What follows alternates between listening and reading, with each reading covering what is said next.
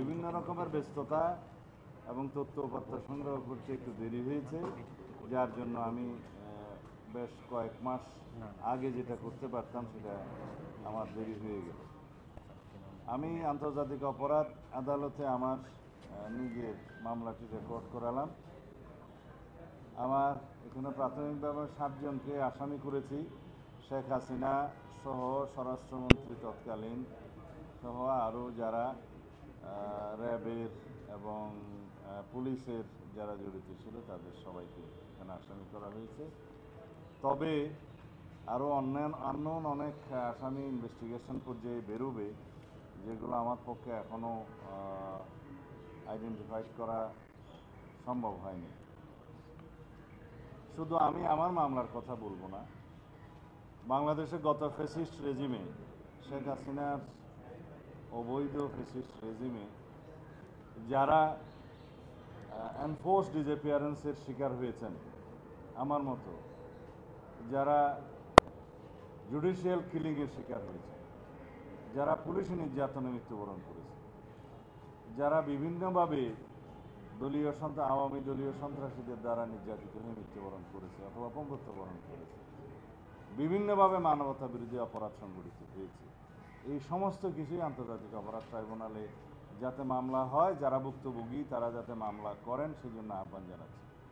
আর আন্তর্জাতিক অপরাধ ট্রাইব্যুনালের কার্যক্রম যাতে সুচারুরূপে সম্পন্ন হয় সেজন্য সরকারকে আহ্বান করব যাতে লজিস্টিক সাপোর্ট, ইনভেস্টিগেশন টিম বাড়ানো, প্রসিকিউশন টিম বাড়ানো সহ যত রকমের সহায়তা প্রয়োজন সরকার যেন করে। আমাদের পক্ষ থেকে আমরা যতটুকু সহায়তা আমাদের জন্য আমাদের ক্ষেত্রে প্রযোজ্য তা আমরা সহায়তা করব। তবে বিচার বিভাগ স্বাধীন এবং স্বাধীন বিচার বিভাগের মধ্য দিয়ে আমরা আশা করি এই বিচারিক প্রক্রিয়া চালু থাকবে এবং আন্তর্জাতিক মহল আর দেশের অভ্যন্তরে সবাই যেন এটা দেখতে পায় যে একটা সুবিচার নিশ্চিত হচ্ছে, এখানে কোনো পক্ষপাত করা হচ্ছে না। এটা আমাদের খেয়াল রাখতে হবে। যেভাবে ওপেন কোর্ট ট্রায়ালটা মানুষ সরাসরি দেখতে পাচ্ছে, এটা আমাদের দেশের জন্য একটা নজির স্থাপন করেছে। আশা করি এখন উন্মুক্ত আদালতের বিচার কার্যক্রম যদি সর্বসাধারণ দেখতে পারে তাহলে সেখানে সুবিচার নিশ্চিত হবে ইনশাআল্লাহ। এই কার্যক্রম যেন আমরা সর্বক্ষেত্রে প্রচলন করতে পারি সেটার জন্য প্রচেষ্টা নেওয়া হবে। ধন্যবাদ আপনাকে। ভাই, আপনি নিজেই স্বীকার করেছেন যে অভিযোগটা দায়ের করতে কিছুটা দেরি হয়েছে, কিন্তু একই সাথে যদি আপনি অভিযোগটা আগে দিতেন তাহলে কিন্তু আপনার বিচারটা, আপনার যে গুমের অভিযোগের বিচারটা আরও আগে শুরু হতো, সেক্ষেত্রে আপনার কিছুটা অনুশোচনা হয় কিনা প্রশ্ন, এটা 1 নম্বর। 2 নম্বর প্রশ্ন হলো যে বিএনপি এই যে অভ্যুত্থান পরবর্তী এখন পর্যন্ত শহীদ এবং আহতদের সাথে কারোর সাথে যেভাবে বসেনি, ওভারঅল যদি বসার কথা বলি, এটা কি বিএনপির রাজনৈতিক কোনো ব্যর্থতা কিনা? আপনার শেষের দিকের তথ্যটা আগে বলে এটা সঠিক নয়।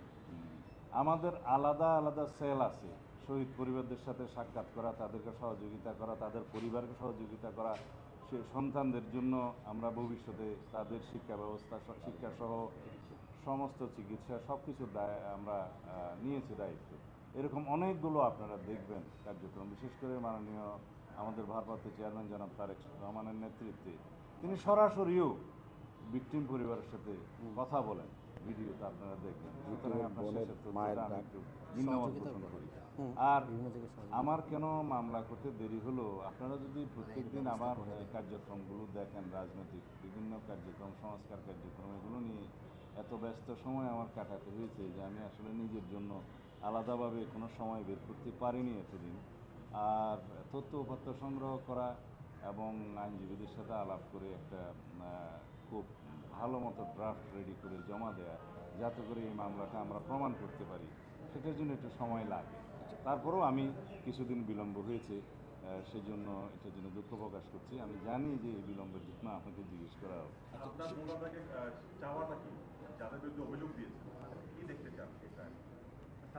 আমি কি দেখতে চাই সেটা ন্যায় বিচার না। আইন যেভাবে মনে করবে, বিচারে যেভাবে সাব্যস্ত হবে সেটাই আমরা মেনে নেব। আমি তো চাইব সর্বোচ্চ সাজা হোক, কিন্তু আইন আদালত সেটা সিদ্ধান্ত নেবে যে কোন সাজা তাদেরকে প্রমাণ করা হবে, দেয়া হবে এবং কিভাবে আমরা প্রমাণ করতে পারলাম সেটার উপর নির্ভর করবে।